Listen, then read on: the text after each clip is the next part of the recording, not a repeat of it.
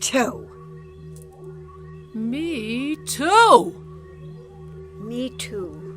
Me too. Me too. Me too. Me too. And me too. Me too. Me too. Me too. Half a century has passed since Carol Hollenbeck first starred in the Hollywood film production of Eden Cried, and Saturday evening, the author and once aspiring actress is set to read the play inspired by this life-altering experience, hometown premiere at Newburgh's Ritz Theater, providing a sort of closure for this lifetime devotee to the arts.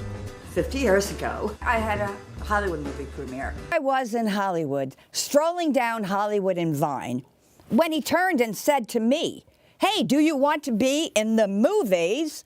Do you want to be? Do you want to be in the movies? Then come and follow me." Like a fool, I followed. I was only 23. I was stupid and naive. I just went innocently. When I entered his office, oh, everything looked legit. Propping his feet up on his desk, he just pulled out a cigar, which he lit. And he smiled and said to me, "You know who you remind me of?" I shook my head, no. To which he replied, "Marilyn Monroe." Next thing I knew, I had no time to move. Suddenly he was on top of me as we both landed on the couch, and as he was tearing at my clothes, I was screaming, "Ouch!" The fighting match resumed. And with my one free arm, I just reached up and I gave him a smack, and his face turned red as he tried to hit me back. And I lifted one knee up and I kicked him in the groin as he rolled over onto the floor. He held himself down there. It was obvious he was hurting and I didn't even care. In a mad rush, I grabbed my purse and I ran out of his den. But before I did, I had to ask the almighty question, why? Why pick on me? And then as he squirmed and tried to rise, this was his reply: "Because you're young, blonde, and pretty, and this is Hollywoodland." If so, this comparison to Monroe had to go. As I fled out into the street, I recalled how the sun was shining so bright. God, if I wasn't safe in the day, how could I be at night? And then as I watched the palm trees swaying in the breeze, I just wondered how I had become such a tease. Did I provoke this man to attack me like that? Or was this Tinseltown's way of a welcoming mat? Hey, land of dreams and streets paved with gold, where are you, the American dream? And are you really, really what you seem? Oh, show me your real stuff on a dare. Or are you just everyone's worst nightmare? Far from the glamour of Hollywood, or even before girlish dreams of showbiz, my uncle did a show for me. My uncle jerked off in front of me in the sink in my father's workshop in the basement of our family home when I was maybe 5 or 6. My dad had gone upstairs for a moment, leaving me alone with him. He unzipped his pants and started rubbing himself. I didn't know much back then, but I knew it didn't seem right. When he was done, he beckoned to me and whispered, "Shh, don't tell anyone. This is our little secret." Later on, when I learned about penises and sex and all that, I fully understood what he had been doing. So we see sexual harassment is nothing new, and it doesn't just happen in Hollywood. It's been going on longer than I care to count. In my mama's time, my grandma's time, and her mama's time before her. For generations and generations, way back But in it's time. here and now, too. It's in my life. It's in my life. It's in my life. Sometimes men harass other men. Or women harass men and boys. And sometimes women harass other women. Real story about that. But the truth is that the overwhelming amount of cases is of men harassing women. White women. Latino women. Black women. Asian women. Rich women, poor women. Women of all sizes and shapes. Women from all walks of life. And not just young women. We women have always been afraid to speak up. Most often been met with a wall of denial. Men and women alike have questioned our credibility. We have been taught that some of the responsibility is ours. Some of us have been told it's our fault. That we ask for it. That we must be babes or sluts or whores. Silence has been deeply ingrained in us because we fear humiliation and retaliation. Some of us have clung to our silence more than 40 years or more. The trauma stems from having no recourse. We have donned a mantle of both shame and silence. No more. Now is the time to speak up. Now. Now. Now. Now. Now. Now. Now. I'm Carol Hollenbeck. I'm Jennifer Sherron Stock. I'm Carol Crystal. Lumière l'artiste. Deirdre Channing. Hi, I'm Mary Rocco. I'm Barbara Gottlieb. And I'm Bill GALARNO. Me too. Confront our fear and shame. To find our voices. We are here to break our silence. We are here to be heard. To let others know they're not alone. And men. Me too. Me too. Wanting to explore our own experiences of sexual harassment.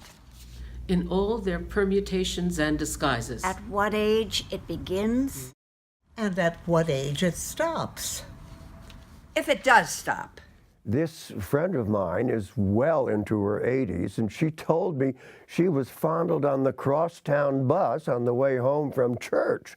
Soon as she sat down, this gentleman took the seat next to her and slyly slid his hand, masked by his coat, over her lap and started massaging her thigh. She pulled away abruptly, and when she changed seats to get away from him, he changed seats too, sat down next to her and started in again. When she asked him to stop, he just smiled and laughed, indicating he thought her protest rather amusing. And that just goes to show that sexual harassment has no upper or lower age limit. If memory serves me, I was 4 years old. I was staying with my aunt at her dairy farm in the Catskill Mountains while my mother was in Brooklyn awaiting the birth of my brother. She asked me to wake up my cousin Bill. So when I went into his room, he beckoned me. He said, "Come over here. Feel this." I reached down where his hand was, and I felt his erect penis. I got very scared. A shock ran through me, and I pulled away. He said, "What's the matter?" I said, I'm going. And I ran out of the room, and I ran down the stairs and told my aunt what had happened. And she, of course, said, "Oh, that never happened. You're making it up." I said, "No, I'm not lying. It really did happen." And she said, "You're a liar. Admit you lied." And I said, "I'm not going to admit anything like that." So I ran out of the house and sat on the porch, rocking back and forth and thinking, no one's going to make me call myself a liar. I also have a story about being sexually abused and controlled by a relative. I was older than you, Mary, but incredibly naive. I was almost 17 when my mother died, and it kind of came to a head. It was Mother's Day, and we were going to the hospital. It was the last day, and I stayed home to eat breakfast. My father was rushing me. When we got to the hospital, she was dead. And he turns to me and said, "It's all your fault." I guess it's because we weren't there in time, but that was kind of the beginning of no relationship with him at all, and I was raised an only child and a mama's girl.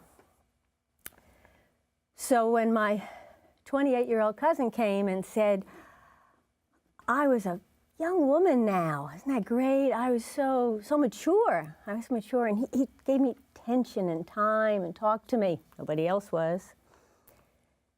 So when he said he'd show me what adult women do sexually, I thought it was pretty cool. I was going to be an adult. And he showed me lots of stuff and took Polaroid pictures, because everybody did that. That was normal. Everybody does that. And then he moved to Annapolis, and I had nowhere to go, so I went with him. And he couldn't work because he was so specialized and so perfect that really I had to work 2 jobs because he just couldn't stay at a job that didn't respect him properly. So I worked a dental assisting day and bartending at night, and I was miserable and exhausted, and it didn't seem right, but he kept telling me, everybody does this. This is normal. This is what life is like. And I was 19, and maybe it is what life is like. It was I didn't like it. So I was miserable, and I must have spoke up about something, and he slapped me in the face. And that did it. That was the key. The wife swapping and the hunger, and nothing mattered, but the slap in the face did it. So I began planning to get out. And I used his girlfriend, who was sitting at the bar with me while I was working, and she helped me get out. I rented a truck, took the squirrel monkey because I couldn't leave him behind to suffer with the jerk. And I drove up to New Jersey, where I'd come from, got a job, and in 2 weeks I had an apartment, and life looked up. I'm sure we've all had disturbing stories to share. Those of us in show business know all about the casting couch. You mean the casting crotch? That certainly is a big part of it. But it's more than the casting couch. As a young actor, new to New York in the early 1960s, I was eager to get representation. Well, I felt lucky to get an appointment with a well-known agent. When we were alone, he asked me if I were straight or gay. He insisted on knowing. Well, I paused, and I gave him the answer I thought he wanted. I never heard from him again. I left Hollywood in the 60s because of the casting couch. This story is about the time I had an audition at Universal Studios.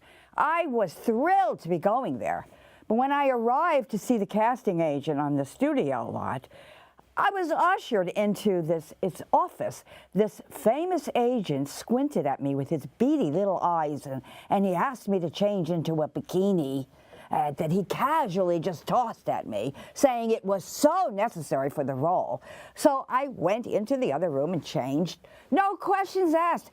I figured it was legit. It's Universal, because he said it was for a beach party flick, which was all the rage back then. When I emerged, he looked at me, obviously very pleased at what he saw. He held the script in his hand, and then he asked me to sit on his lap, saying, oh, we needed to read to go over the lines together. So I did. Pretty dumb, huh? But I was young, and I was eager to get the job. Just as we were about to read, there was a very loud knock on the door. He ignored it as his hand began to creep up on my knee. The knocking continued, but he shouted for her to go away. His secretary finally hollered that it was an important call. He had to take it. Just as she opened the door, he quietly jerked to his feet, and I fell on the floor. The secretary looked at me with pity in her eyes. Oh, it was obvious she had witnessed this scene many times before. I ran to the other room, I changed into my clothes, and I raced out of there. I was disappointed. that this was all a farce. There was no movie role after all. There are also many tales of sexual harassment in colleges, corporations, and families, indeed in all walks of life all across America. And what about harassment in grade school and high school? We want to explore those stories along with more tales from the casting couch. Time to share stories from the pages of our lives. My first experience with sexual harassment occurred on a New York subway. I must have been about 10 years old.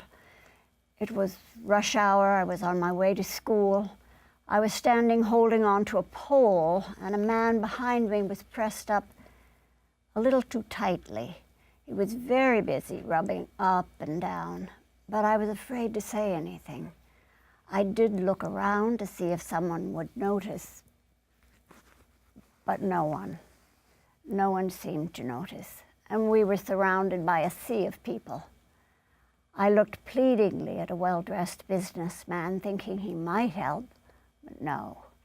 When I got to school, I was a mess and had to run to the washroom to clean myself up.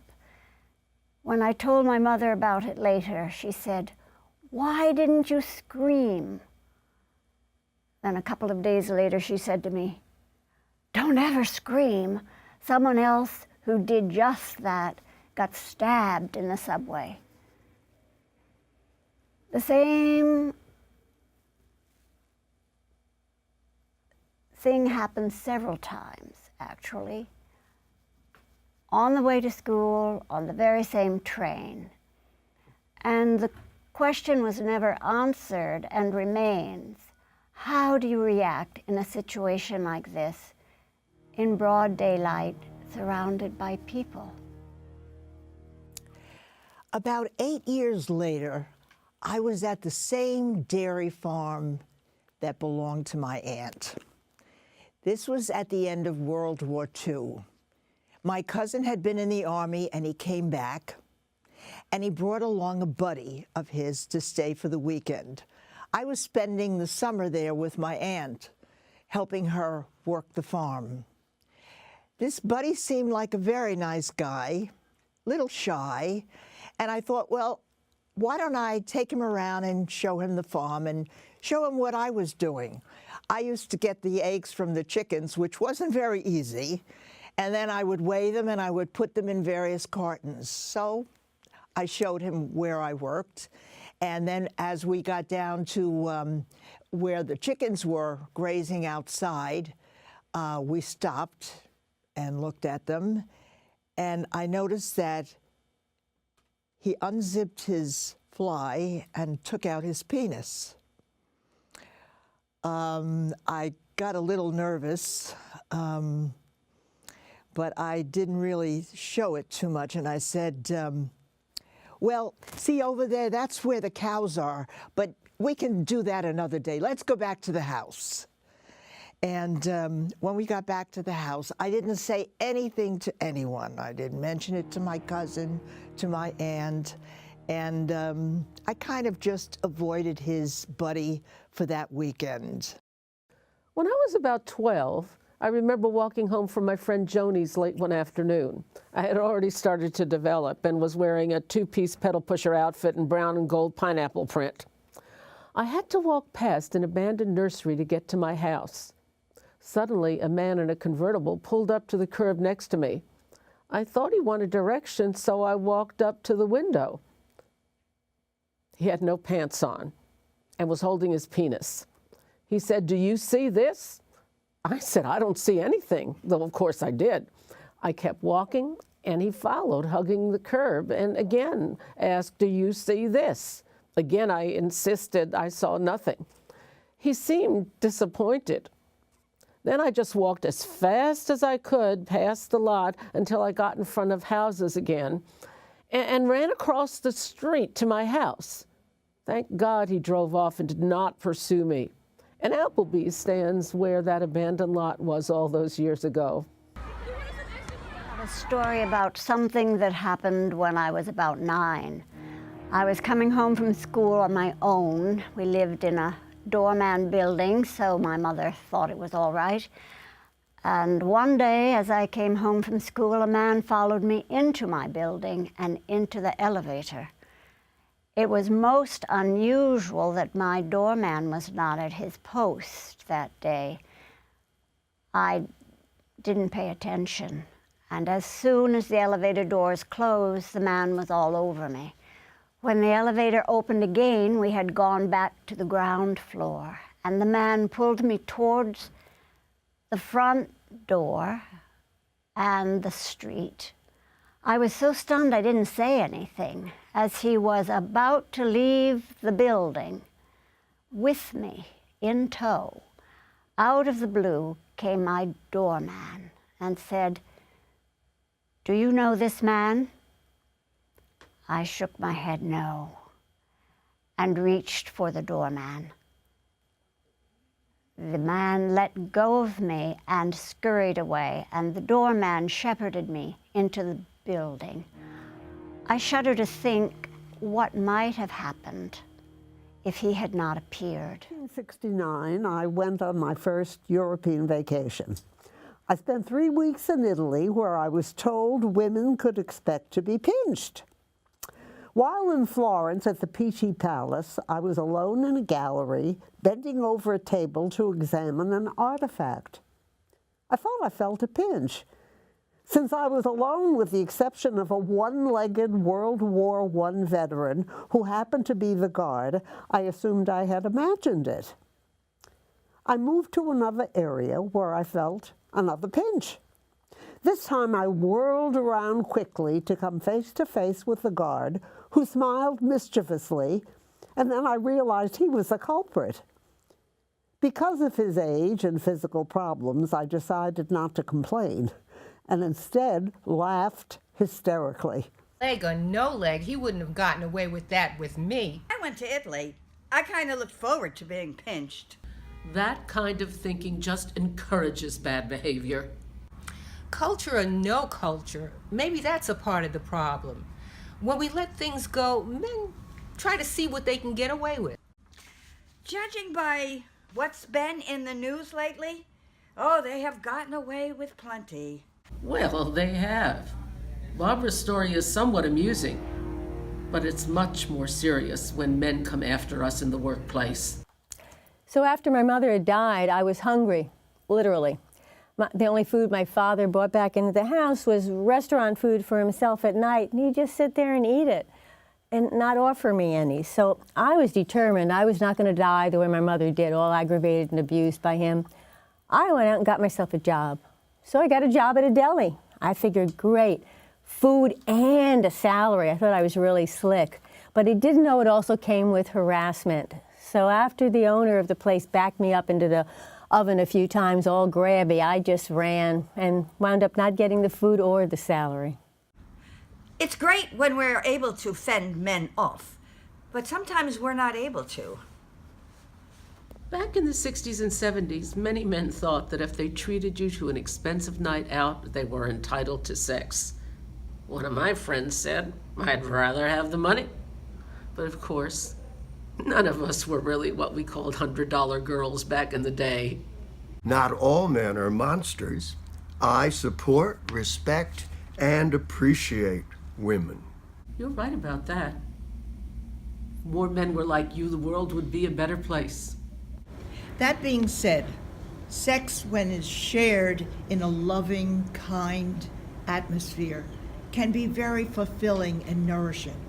However, when it's just done for the sake of sex, one can feel very alienated and isolated, scooped out and left to high and dry periods. And that's something that I never want to experience again. It all seems to be about the misuse of power, privilege, and position, doesn't it? Power corrupts, privilege entitles, position enables, and wealth dehumanizes. Let's give power to the people. Yes, if that means power to the people who mean to use it for the greater good. Showbiz and out, most of us have had broken dreams. Or at least an assault on our sense of propriety and dignity. Some roughed up. some raped, some harassed over and over, till we come to expect it. Until we begin to believe it's normal. But it's not normal. We can make it on our own merit and not how wide or how often we open our legs. For survival. We don't want to punish others. We just want to live with dignity. And with respect. Some people may think we're Because we lying. have kept these secrets for so long. We seniors have held on to our silence for far too long. leave to speak out. And empowered. Once and for all, we have found our voice. We seniors finally break our silence. We finally say, me too. Me too. Me too. Me too. Me too.